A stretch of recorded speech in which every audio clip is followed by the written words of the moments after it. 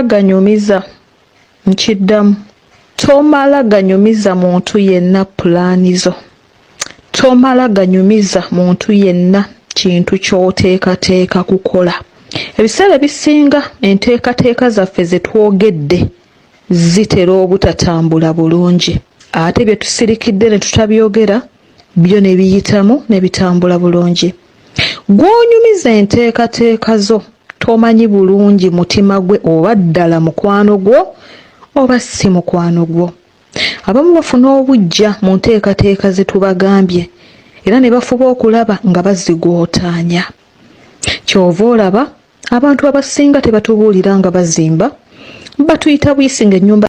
Tweyanzeege omulongo babiri Sarah kantandikire ate waakomye nti oli akuyita buyisi okujja okubanga omanya nti munnange yali yazimbadde ennyumba ne weewuunya n'owulira nga kikuluma naye nga tekikyadda mabega.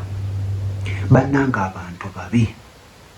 Kyova olaba osobola okubeera ne mukwano gwo ng'abadde mukwano gwo nnyo ddala nga mwava wala era ng'okimanyi muli ba mukwano.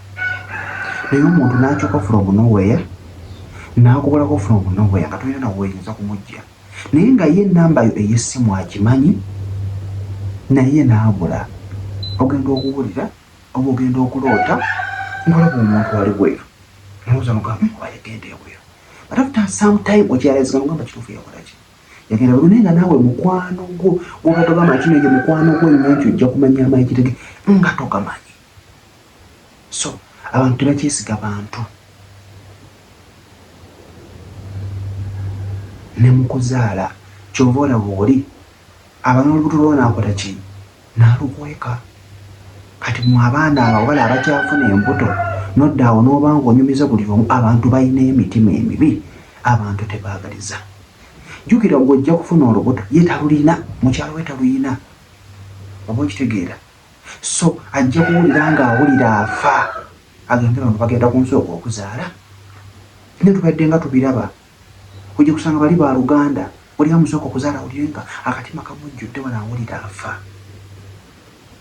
Bannanga abantu be tuli mu kukola ki? Abantu be tuli mu kubeera nabo babi nnyo nga bw'okiwulira. Babi nnyo nga bw'okiwulira. Twegenjereza abantu tebaagaliza. Kojja ntambye sse muto mubeere bulungi.